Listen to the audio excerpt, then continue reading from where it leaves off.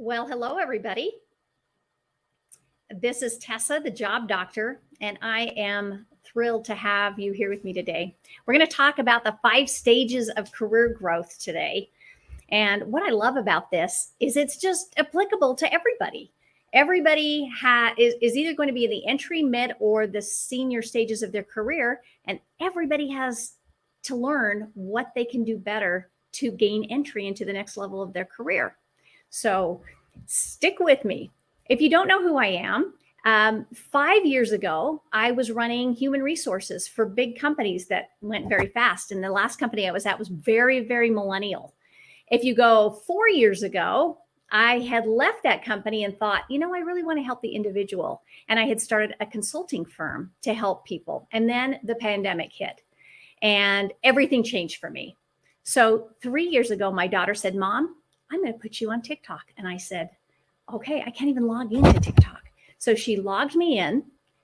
I forgot about it. My son called from California and said, "Hey, Mom, this does not seem possible, but my girlfriend said she saw you on her For You feed." And I went and checked TikTok. I had 10,000 followers. So here we are. 2 years later, 2 years ago, I got a book deal with HarperCollins. That's this book, The Unspoken Truths for Career Success. And here we are today. The one thing, if you can take anything from the last 5 years of my life, is that change is so constant. And there is always going to be changes, and you have to adapt.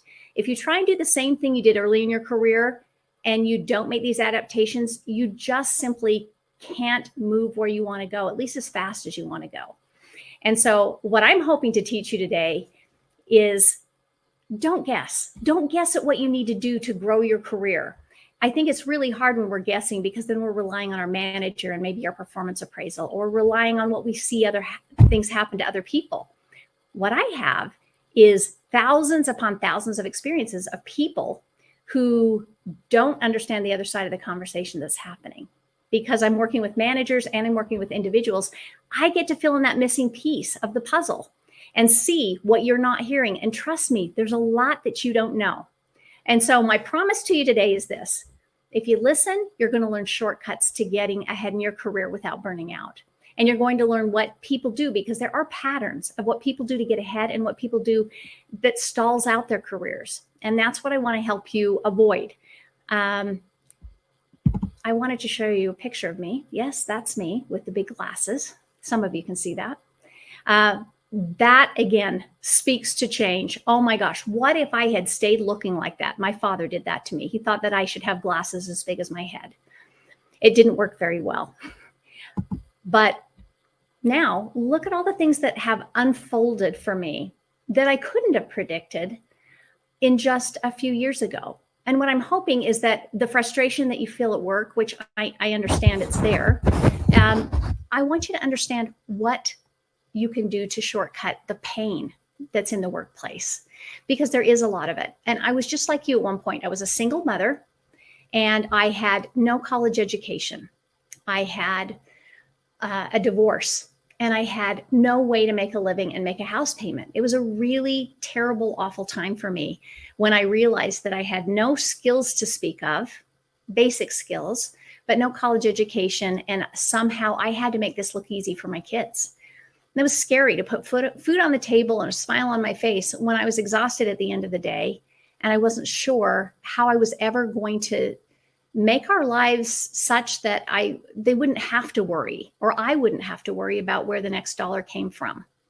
Now, if you fast forward, I went from being a secretary. That's about when I got divorced. I was a secretary at Stephen Covey's company and had just moved into being a coordinator in HR. So I wasn't making a lot of money, maybe $25,000 a year then. And all of a sudden I moved into a job where I got to do more with HR. Then my first real director, big time HR job was totally on accident.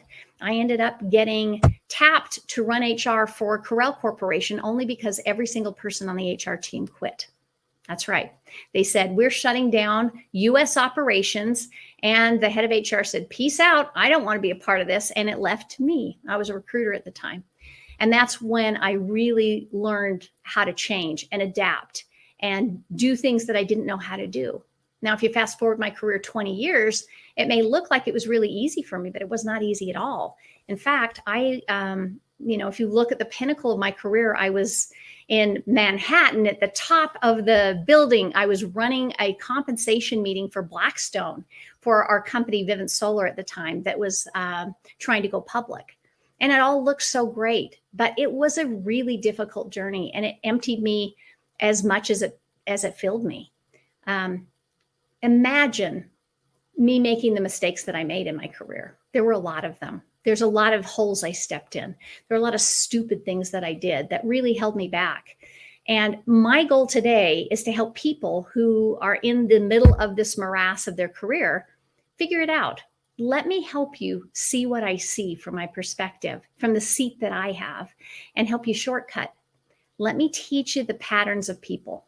And if you stay to the end, I'm giving those that participate in this access to a whole bunch of free stuff, including being first in if you want to be a part of my book club, which I will lead, which is kind of fun, and a whole bunch of resources that can help you with the decisions that you have to make in the workplace, like should I stay or should I leave? Or how do I negotiate? What can I negotiate? So we will give you, if you're part of the FlexJobs webinar, an access to have all of those wonderful things. All right, let's move to the meat of this. I really believe that the biggest need of anybody in the workplace is to be seen and rewarded for what they have to offer. If you go back to what makes people leave companies, almost 10 out of 10 times, almost, it's, I don't feel like I'm being utilized for what I have to offer. And it really breaks my heart because I can go into a company and meet with people. And this is the thing I hear when I privately interview them is, gosh, the company could get so much richness and so many skills that I have to offer, but they don't seem to want to use them. And the second thing I hear from people is, how do I do this without burning out in the process? Because in today's workplace, it's a little more adversarial than it was in the past. And people don't want to give so much that they're burning out. Here's what I know about burnout for sure. Burnout is caused by feeling a lack of control. So my goal is to teach you how to have more control in the workplace and how to be able to do it in a way that fills you rather than empties you, at least more times than not. I can't make it all go away, but I can help a lot. So here's some warning indicators. I just want you to take a look at this list if you can see it for those that are here on FlexJobs. My career's not advancing. Just take mental note. How many of these do you have in your career? My career hasn't advanced for 3 years or more. My asks are getting turned down, whether it's a proposal to do something, take on more responsibility, shed some responsibility, whatever it is. A lack of momentum or not being able to mark off objectives. Have you had a slow history for increases, salary increases? And by that, I mean less than 10% over 5 years. Think about that. Do you have 3 senior advocates? And is your performance appraisal meets expectation every year or below that? Now, I just listed off about 7 things, and I want you to take mental note. If one of those exists, I don't care. That's fine. If 2 of them exist, I want you to start to pay a little bit closer attention because it's possible it's a coincidence, but if 3 of those exist, it's probably a pattern. And a pattern means that you, when you listen to what I'm trying to teach you today, have to pay extra close attention. If you pay close attention and you really take to heart what I'm saying, it will make a massive difference in your career. So let's go to the next thing. I want to talk to you about reframes because everything I'm teaching you here is going to require a reframe. There's 3 reframes you're going to need to make. One of them is, am I doing the work the company values? And I know that many of you here are saying, look, I just want to go do my job description and go home. I understand that. But unless you can make the reframe to say, I'm not just interested in doing my job description. First of all, it's a horrible place to look for guidance for you to get rewarded at work. It really is. It's intended to be guardrails. It was never intended to be something that if you do it better or follow it that much more perfectly, that it's supposed to be the thing that gets you a promotion. It really is written by somebody in HR who either used some consultants to get a framework in place, or somebody wrote it right before they posted it so they could get this job off the ground. It is not intended to be the end all be all. In fact, I would argue that your job description is really supposed to be just guardrails, and that the real job and the job for you to figure out is what is the real job from the job description. They're rarely the same. The second thing is, can I get comfortable with conflict? The reason I bring this up is because a lot of people nowadays like to go to work and they want to avoid the conflict. Let me go in, get my job done, go home. And yet, if you can't make the jump and make the reframe to how can I have conversations that require me to say how I'm feeling or to give input, it's really hard.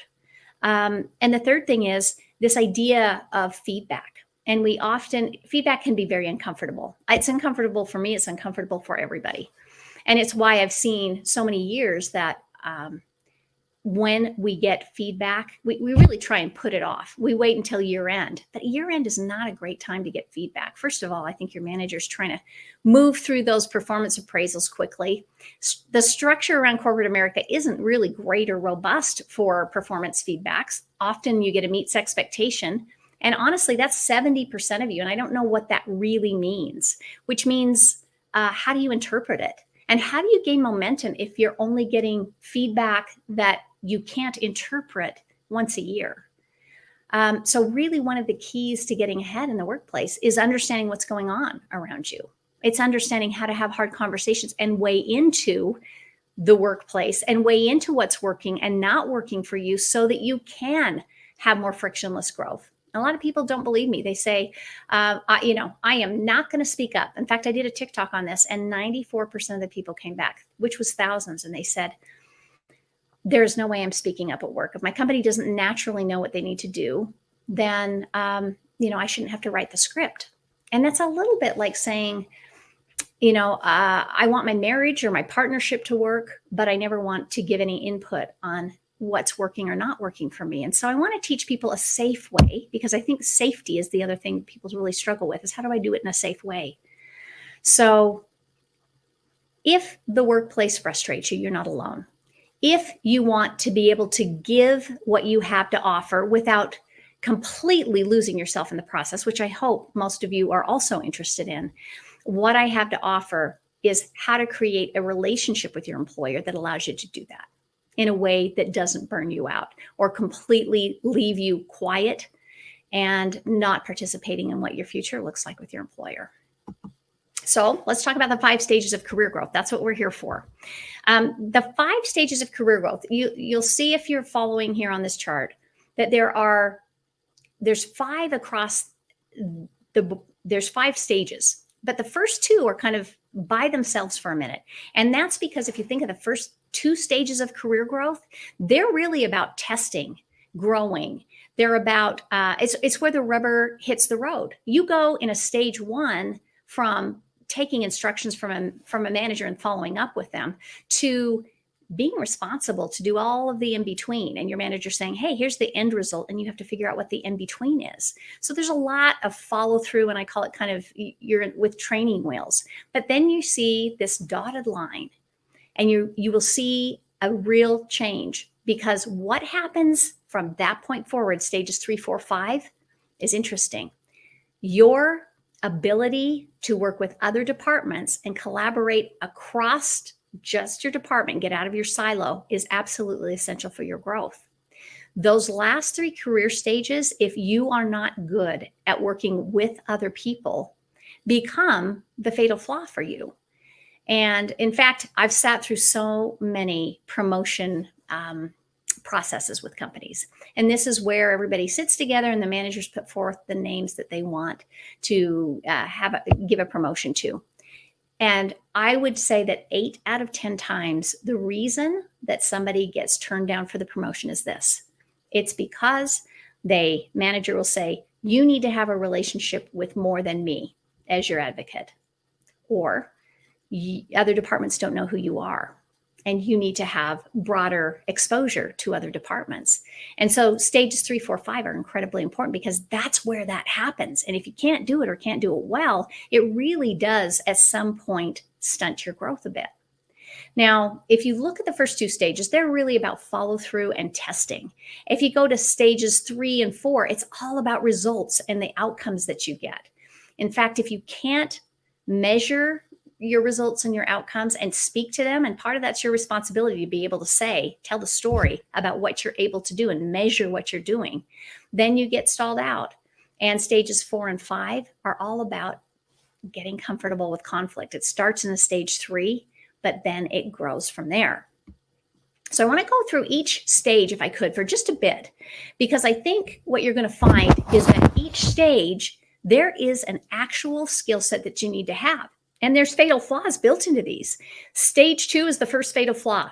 If you can't measure results, you're going to stall out. Stage 3 is your next fatal flaw. And that is actually stage 3 going into a 4. And if you can't get comfortable with having hard conversations, you get stuck right in the middle of your career and can't progress. Sometimes a few lucky ones will be able to go to a director level, but if they can't have hard conversations, they eventually will wash out. And the reason is this: when you get to a stage 4, you're a director, your whole job is just about getting buy-in and prioritization and resources. And if you can't fight for those, you won't have what you need to grow the department. And that's how that plays out. So if I could, what I want to do is take you through each of the stages, and then we'll stop and we'll ask questions along the way because I think it's really interesting. So first of all, stage 1. Your job at a stage 1 is to really understand what your manager needs, get it done. And typically this isn't always true, but let me just give you generally, we're talking about 25,000 to roughly 35 to 40,000 a year for this particular job. Your job is to be consistent, to follow instructions. And the biggest mistake that these first-time people in their career make is they're not following up with their manager to say, I did that thing that you asked. You may think, well, manager, of course they should know I'm going to do what they say, but they don't. And so that's a really important thing for you to know. And what's also interesting is the stage 1 is the one place where you can ask questions. You can ask a lot of questions. And so being able to ask questions, and there's a couple of areas that I would recommend you do so. One is I think you ought to be able to ask questions about what are the processes. You should ask questions about time off. That's one that people get really hurt on sometimes. How much time off can I take? When can I take it off? Do I have to give notice? This is a big one. The other thing is around training. What training is available to me, and what should I do or what could I do to help me be successful in the job? Now, the people that are rewarded in a stage 1 are the people that can do things faster or more efficient than other people. And I would also like to call out that in a stage 1, you sometimes get jaded pretty fast because when you start a job, you realize that the business is simply not as organized as you think it should be. I don't know. We seem to think that, of course, a business, for it to get this big, must be somewhat organized, but crap runs downhill. And when you start that job, usually that's when the processes are the most broken and things don't make sense because nobody's really looking at it that close. So that's just something that might surprise you about a 1. I want to take you to a step 2 in your career. These independent doers is the next step. Now, this is when you transition to where you say to your manager, what are the broad objectives? And you figure out all of the in-between. This is where results actually really, really matter. And I find this stage interesting because you go from, hey, manager, what do you want me to do? To, hey, manager, here's how I think I should handle this. I just wanted to make sure you knew that I'd hit that snag and this is what I'm doing about it. That's a big change to your language. And a lot of people don't realize that their language is going to change with their managers. If they want to be successful in a stage 2, it's about ownership. So there's a few things, and I covered in my book, The Unspoken Truths for Career Success. There's a whole list of questions that you should ask your manager and how your phrasing changes. But let's just go over a couple of them. One would be, hey, here's some of the things that I know you want me to accomplish. I've hit a snag. This is how I've adjusted so that I can still hit the deadline or still get this over the finish line. Would you like to weigh in? Another one might be, hey, I've done everything that I can to make sure that I've solved this problem, but there's still a barrier that I'm hitting up against. Could you see if you could move some of these, barriers out of my way? Could you help me with that? That's a perfect time for you to talk to your manager about it. Another one might be, hey, manager, I just wanted to let you know this is how I am going to get this done. And if you'd like to weigh in, would love to hear your feedback. But in my judgment, this is the best way to get this done. One of the mistakes that people make, well, a lot of mistakes people make in a stage 2 is, and a big rookie mistake, is they assume in a project management world, which is what you're in now, that when you ask somebody else to do something, they will get it done. And if any of you are more senior in your career, you'll laugh because you'll go, oh my gosh, I've made that mistake. I've assumed that everyone else is going to do what I asked. And when they don't, your project is in jeopardy. So you learn very, very quickly in a stage 2, ooh, I've got to build something in here so that things will work. There's also something else. And this is the principle that I want to stop on for a bit, because this is a fatal flaw. And that is that working hard is not the same as adding value. It is so easy to think that because you're getting work done, that you are going to be rewarded. And it simply doesn't work that way in the workplace. I call it playing in the gap. And I want to talk to you about this concept for a bit. I mentioned earlier that sorting out the job description from the real job is one of the first things you have to figure out. And this idea of playing in the gap is, if a company describes itself as what it wants to be, this perfect gleaming mansion, that we all know that they're kind of broken, dilapidated houses, and it's that in between that's really difficult. That is called playing in the gap. And that is what is really, really important. I talked to an FBI negotiator, and he gave me some great feedback. He said, when I'm negotiating with hostages, it's really important to know that the thing they ask for isn't the thing typically that they want. You have to understand the need underneath what they're asking for. And the same is true when you're playing in the gap. I want to tell you a story very quickly about Josh. Josh worked with me, and he was hired to increase our output for sales recruits. So he was a recruiter. He came in and quickly learned sales didn't want to work with him at all. In fact, that sales said, you can't recruit. You've never done this job. It's a door-to-door sales job. It's commission only. It's a really hard job. Don't you dare think that you can recruit. And they were going to shut him out entirely. Fortunately, Josh understood and learned very, very quickly that his job was not to be a recruiter. His job was to enable sales to recruit. And he changed what he did. So instead of trying to get candidates really interested and get them over the finish line to say, hey, go talk to the sales guy to close the deal, Josh understood that his job was actually to fill the room and create events that the sales leader could then recruit this whole room of people instead of doing one at a time. And Josh was able, with his small little mighty team, to increase the output for recruiting by 25% plus. I think most people would have quit. They would have said, this company's not ready for recruiting. Sales doesn't want us to be involved. Peace out.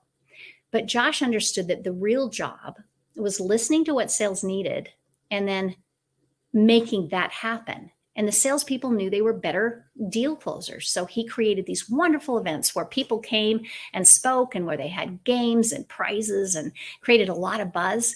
And he was able to make a difference. And part of what you do is this very thing.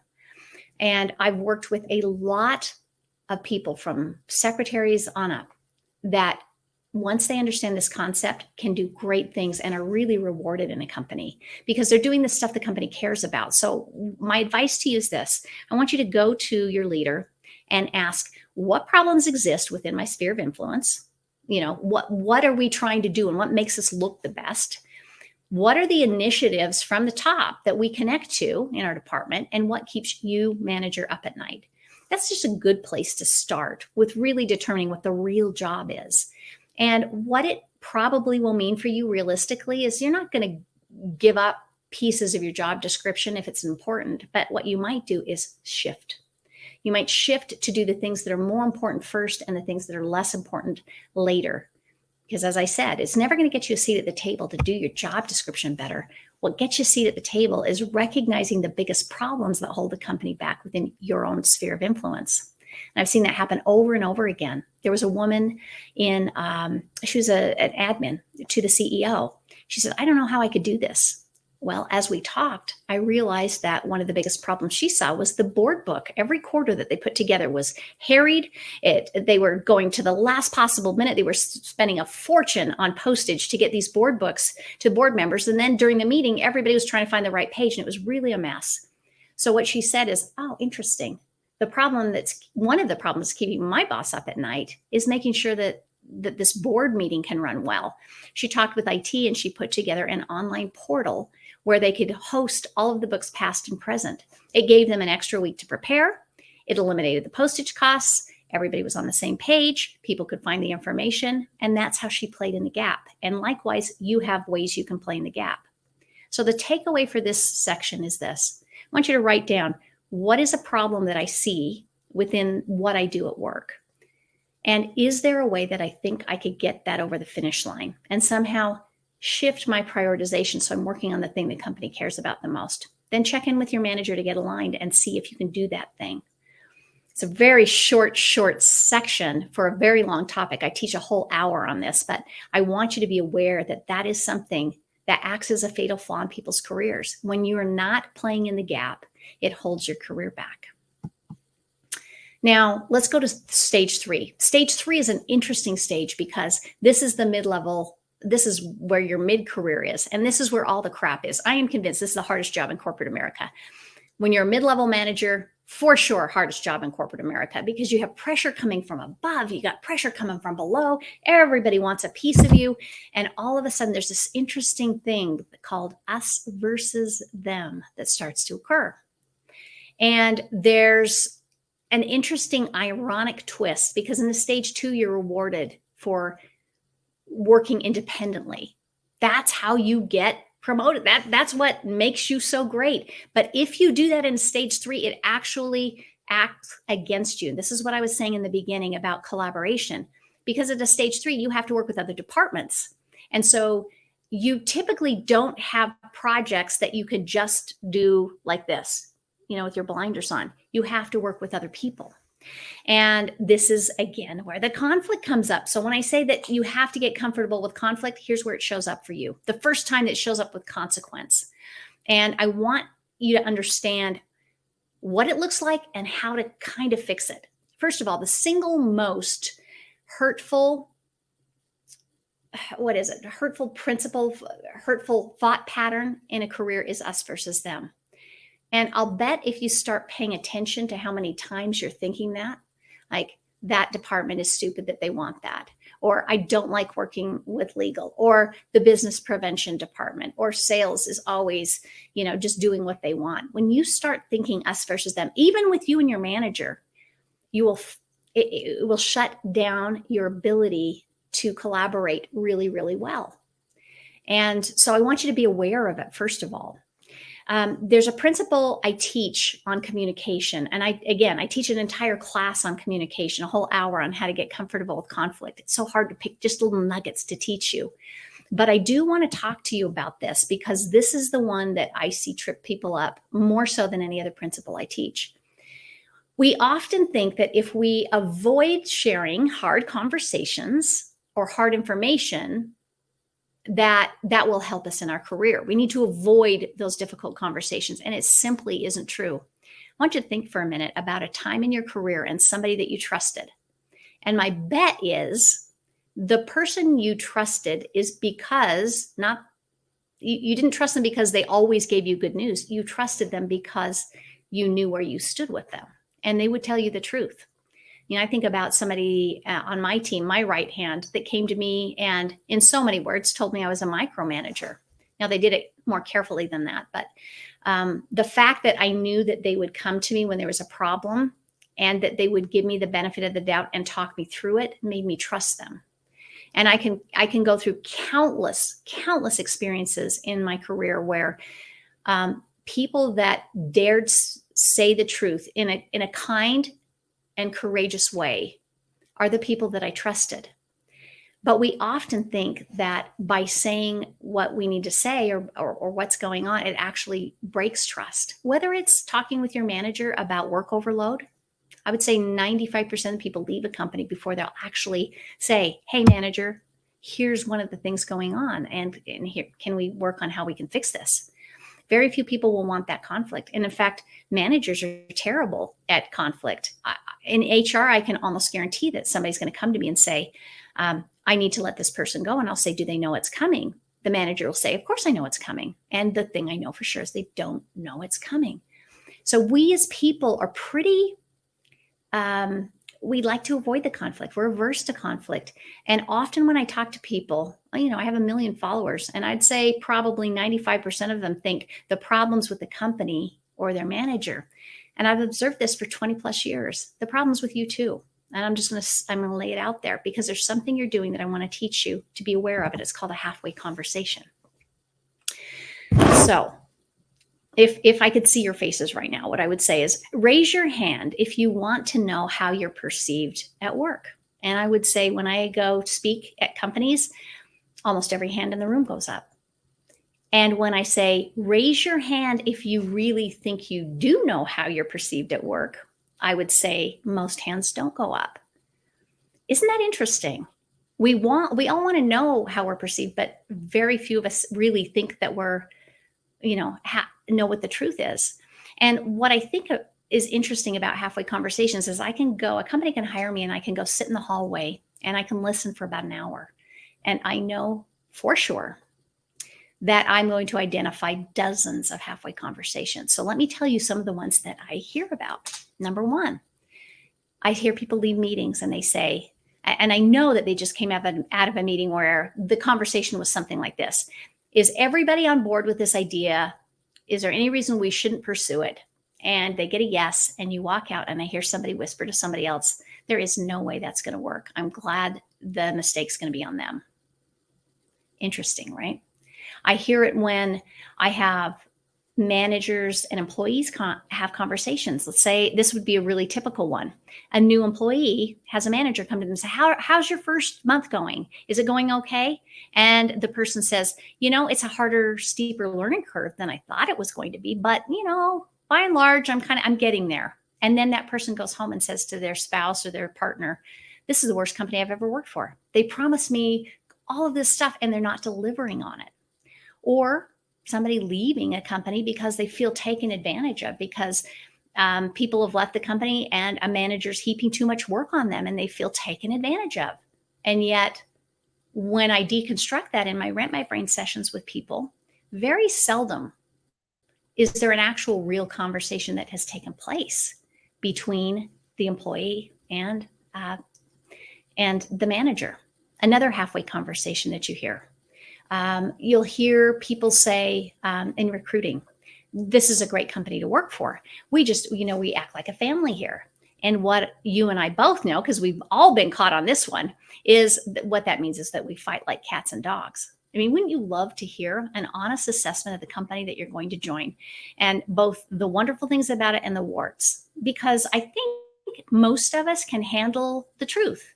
It's just give it to me so I know and I can make a really good decision for myself. The same is true with like broken promises in a company, thinking that you're going to get a promotion or a raise and being, taken down that path. And all of a sudden you can't have that, or that a CEO will backtrack on something that they say.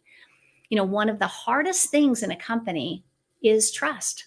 And halfway conversations is something that not just managers or the company does, but it is something you do as well. Your manager does not know when you're full. I will start that. Your manager doesn't automatically have a magic ball to know when you're full or when you have enough work. And so it becomes incumbent, if you want to have a more frictionless and a better work experience, and again, go back to what I said in the beginning, have more control over your future. You have to have more of a say to feel like you have more of control. And when you have more control, you feel like you're an actual partner in a company and you're more inclined to have a better experience. Elizabeth McCune at Microsoft did some really interesting research, and she learned that people who spoke up, I want to make sure I get this right, people who spoke up 10 or more times or on 10 or more topics at work, there was a direct correlation with how happy they were to be in the company. People who spoke up 5 times or less were 30% less likely to be happy at work. And, those who spoke up 10 times or more, this was like a 90% plus happiness or at least satisfaction with the company. And it's because they had a voice in the decisions that were being made. So one of the things I really want you to do is I want you to identify what is that thing that is driving you crazy that you go home and you complain about their company or about your job. What is it? And I want you to think about, what have you really said about it? Here's a really typical one. A really typical one would be your manager comes to you and wants you to work late or wants you to take on extra elements of the job. And you tell somebody, you know what? If it happens again, I'm like out. I am so telling my manager I'm out. And so your manager comes and says, can you work late tonight? And here's what you actually say. You know what? I've got some other commitments tonight. Can't work late. Feeling a little burned out right now as well. You're going to have to get somebody else to do it. And yet we think, I told them. Oh my gosh, did I tell them? But here's what the manager hears. They hear you. Give me a minute to catch up here. Can't do it tonight. Truly. Because I work with people all day, every day, and we talk about these things all day, every day, and communication really is the crux of it all. I want you to write down, what is the thing that bothers you? What have you actually said? The words that you have used. And then I want you to look at those words and try and be as unbiased as possible. Would somebody listening to that know what you really mean? Because the hallmark of a halfway conversation is if you say 0 to 25% of what you really mean, then I guarantee the other person's going to walk away not understanding anything of what you mean. And it is so fascinating to watch as I put managers and employees together and they have these conversations and the communication just absolutely crosses over and nobody's really speaking to each other in a way that they understand. So one of my big asks of you is to do that and find the one conversation that you can have and get clear. Now, we don't have an hour to go through the way you talk, and I really wish we did because it's really powerful when you start to learn the concepts for how to have these conversations. But let me just give you very, very quickly a couple of tips. Assume good intent. And you assume good intent by saying, what did I expect to have happen and what actually happened? So as you start to write down or craft the conversation you're going to have, what did I expect? What did I observe?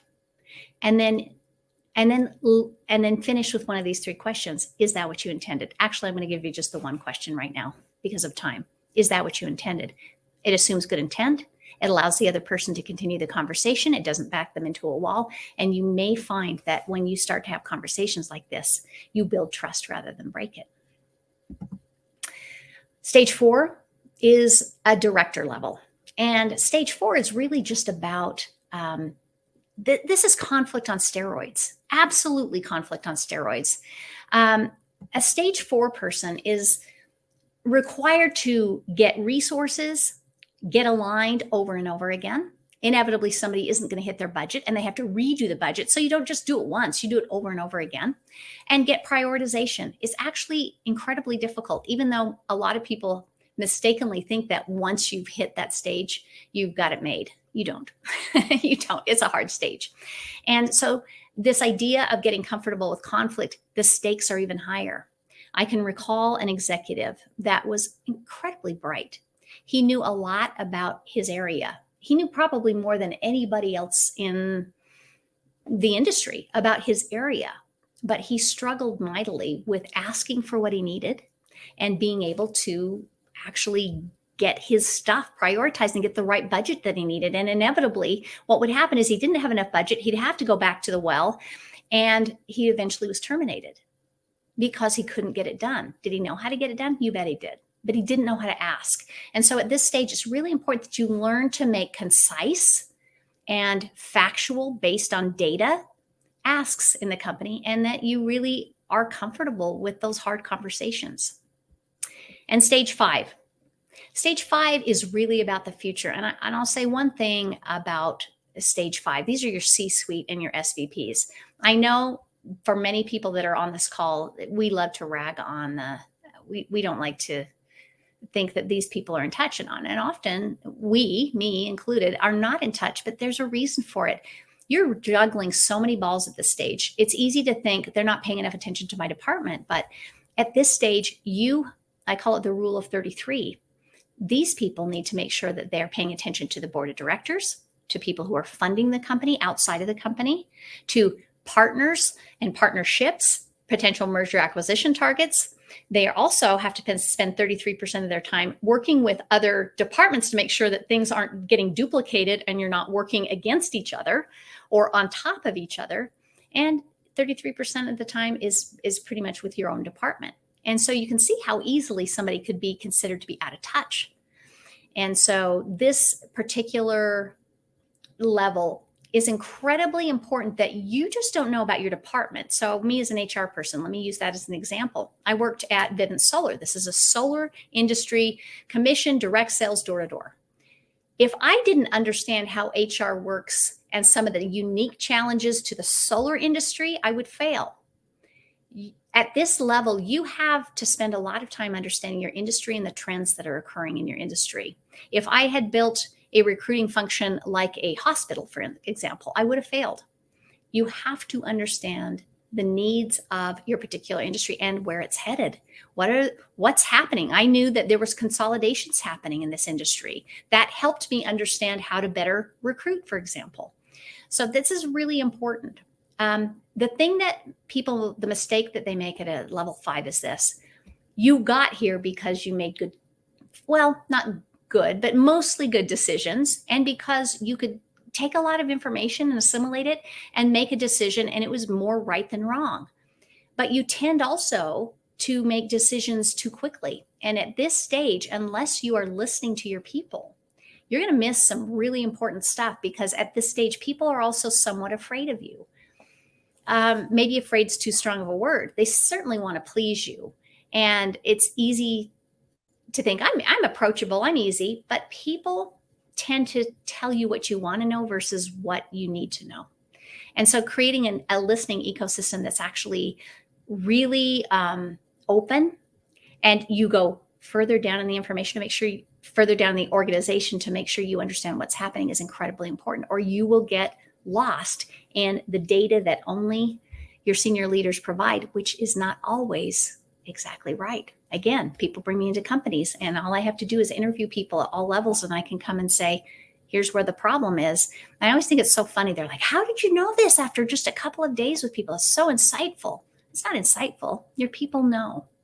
And we tend to forget people at this stage. All right, so we've gone through the 5 stages of growth. And here are the themes that I want you to understand. And then we'll open it up for questions. Theme number 1, you've got to understand how to get results and measure them. That's a stage 2 fatal flaw. And if you don't do it, you're going to get stuck. A stage 3 to 4 fatal flaw is getting comfortable with conflict. Those are the 2 most common reasons that people get stuck and they simply cannot progress. And so I want you to pay really close attention to those in your own career. The last principle that we haven't talked about, but is equally important, is this idea that you don't know the truth. And I touched on it a little bit, but every piece of feedback that you hear in a company, when it's neutral to negative, you need to take that really seriously, because it's likely a watered down version of how you're really seen. Going back to this idea that people aren't terribly honest with each other in a company, and we don't want to say the truth. And so feedback becomes incredibly important. And if you are simply waiting for somebody to tell you the truth, it's probably not going to happen.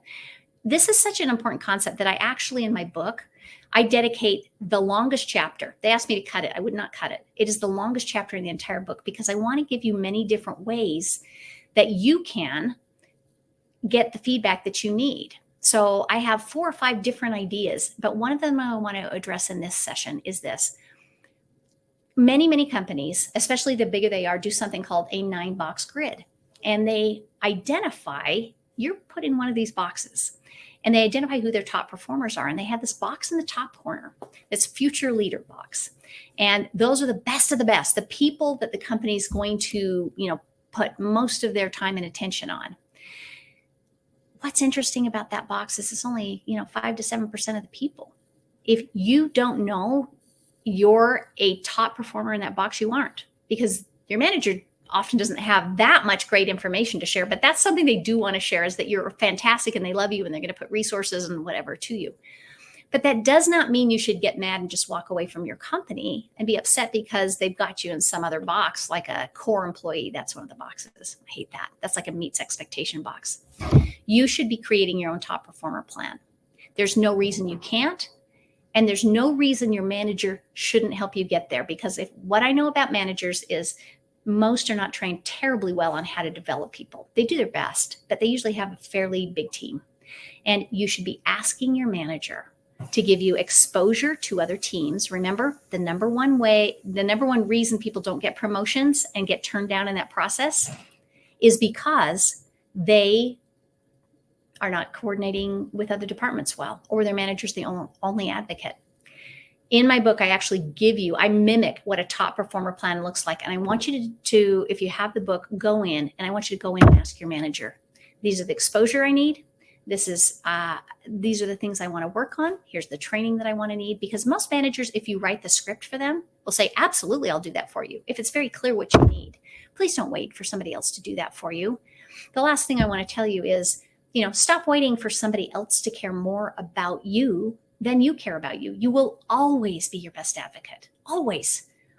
And there's 3 things that will help you get to the truth. One is, are you aligned with your manager? And you should be doing that all the time. Second is, do you seek regular feedback? And when you get it, don't try and justify, just listen and say thank you. And third, you put in place your own top performer plan and ask your manager for what you need. Those are things that help give you momentum in a career, that if you don't do, you will find that it's not that it will kill your career, but why would you go on an exercise plan, for instance, and only work out in December? It's not going to help very much. And yet most people, what they do is wait until they get the feedback from their manager at annual review time. And that's the only time they want to hear it, because it's uncomfortable. I want you to be seeking feedback and getting to the truth all the time. And what you'll find is the more you do it, the more it makes sense, the more it doesn't feel threatening, and the more you will appreciate it and realize that it is something that helps rather than hurt you.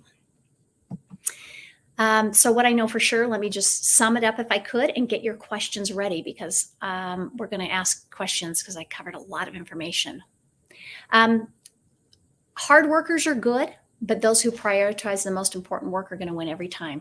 I'll take a hard enough worker that prioritizes the right work all day long over a really hard worker that works on the wrong work. Second thing is, the number one reason people don't get the promotion when they want it is because they either don't have advocates throughout the organization, or the organization doesn't know them and hasn't been exposed to them, which means that your ability to cross collaborate in a stage 3 and not just work in a silo is incredibly important. And lastly, do not wait until you're in to get feedback. You're losing valuable momentum. And you'll find that you don't have to work as hard when you know the truth. Then you don't have to guess and just like scattershot work on everything. Work on the things that matter the most. And as it relates to the 5 stages of growth, work on what's next so that you gain entry into that next level. In my book, again, The Unspoken Truths for Career Success, I have 3 whole chapters dedicated to those skill sets that you need to learn at each stage of your growth so that you can get to the next level without so much pain and suffering. And lastly, I have a slide here that shows you where you can go to get services that I offer. I have several free resources: how to negotiate pay, when you should leave a company, when you should stay. And it's available through my stand link on my social media or through this QR code. And also, I also have a link to the book. I love the book because the book is so practical. It is not a book that you read cover to cover. It is not a theory book. It is how to do it. Use this script, not that script. Say this, not that.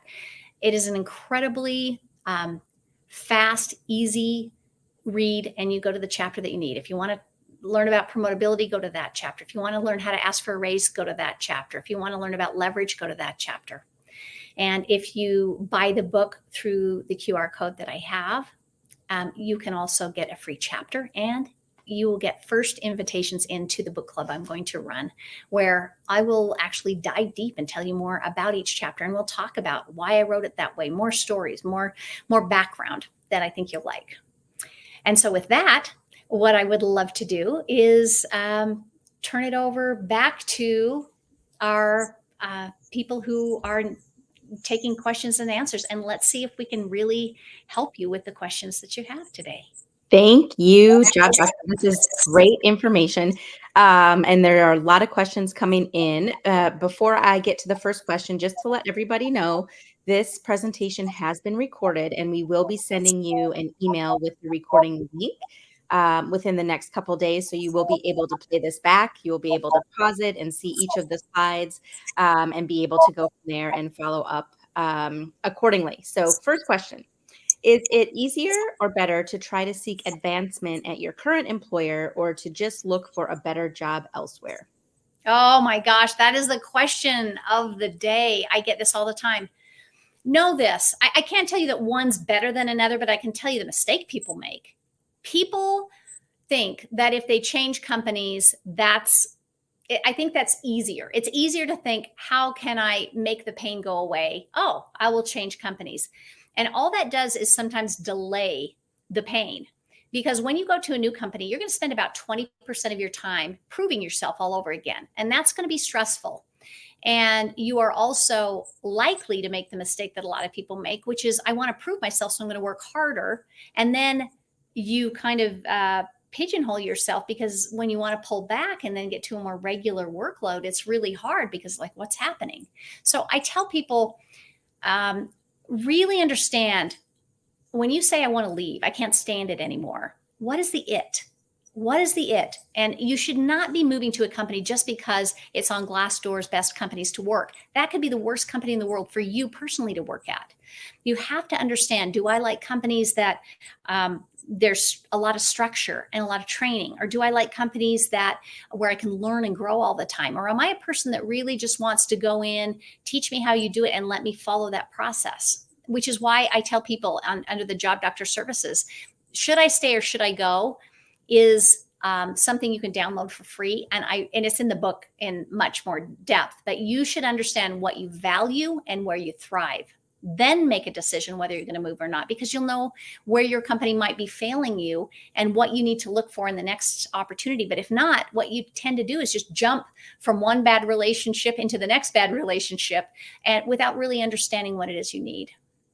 Great advice there. I know sometimes I talk with people too and say grass is grass, right? You really have to know what you want to do, need to do, and in order to know where you should be going or staying. So next question, how do you bounce back after being stuck in the same level for a long time, not having any promotions or raises? This is hard. It's hard because what happens is, if you've been in a job for more than, say, 5-ish years, it's harder to get a job on the outside, because people will look at that and say, I wonder if they can make the transition into my company, my way of doing things. So it works against you to some degree at some point. And it's also hard when we get used to being in that rhythm of the job the way that it is. We're like, oh, I don't know about the unknown. And we tend not to take the risks that we need to. All I can tell you is this.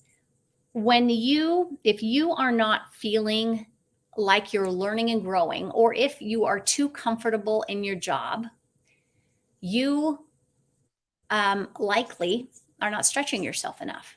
Now, I'm not trying to make a blanket statement. There are some people that's exactly what they want. But for most people, being a little bit uncomfortable is incredibly important, because it means that you're stretching and growing yourself, which makes you feel alive. So the first thing I would say is, if you found yourself in a position where you haven't got a raise, you haven't moved on, you've got to create you 2.0 all over again. And that's going to require you to do some pretty serious reframes. The place that I would start is with my manager.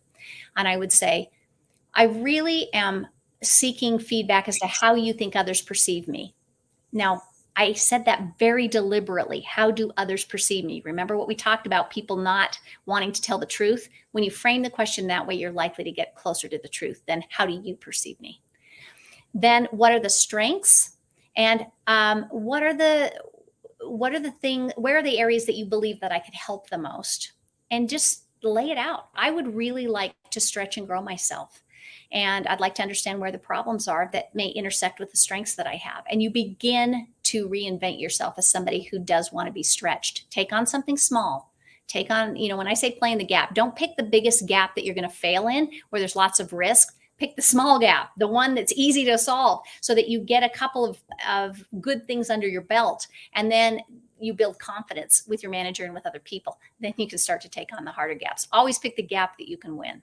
And then I think you just begin to train yourself and train others about what you're capable of and what you can do. And if looking at another job outside of your company is something of interest, start spending a half an hour a night looking at the job titles that are of interest to you and start seeing what's available. And you'll find that you will gravitate towards something that's probably new and maybe a slightly different variation of your job title. And you'll start to see the patterns of what you need to develop in terms of skill sets before you make that crossover. Excellent. And I think we have time for one more question. Thanks everyone for hanging with us today. The Job Doctor is giving us such great information. I love this question. I think it's another challenging one that really requires some thought. How can you best approach pushing forward when there is a clear lack of alignment from the top down? Yeah, every company I've ever worked with. Alignment sounds so simple, but it's not. I would say this. The best thing you can do is get aligned with your manager. And you don't have to get aligned with the whole company, but go get aligned with your manager. I had somebody do this with me. It was so brilliant and it helped so much in the end. They would come to me about once a week and say, hey, just checking in here. I've got my priority 1, 2, and 3. Top priorities being the things that are going to help us win the most. Second, the things I go to next. And third, the ones that if anything has to drop, these are the ones. I just want to make sure we're still on the same page. And they did this with me every week because what I would tend to do is give them too many things. That sounds familiar, right? Bad manager behavior. I would give them too many things and they, rather than say, stop, I'm burned out, I'm leaving, they'd say, hey, I'm just trying to fit this in where I think it belongs. I think it goes here. What do you think? And it forced us to get on the same page. Do that religiously. Really, really important. Excellent. All right. Well, we appreciate everybody being here today. We'll have a final slide and information on the screen as we end. Again, you will be getting the recording of this webinar. Thank you very much to the Job Doctor. This has been excellent information. The attendees have been putting a lot of thank yous. Thank you for this excellent information in our chat. So we want you all to leave with that. And with that being said, thanks for joining this webinar. We will see you all next time. Thank you.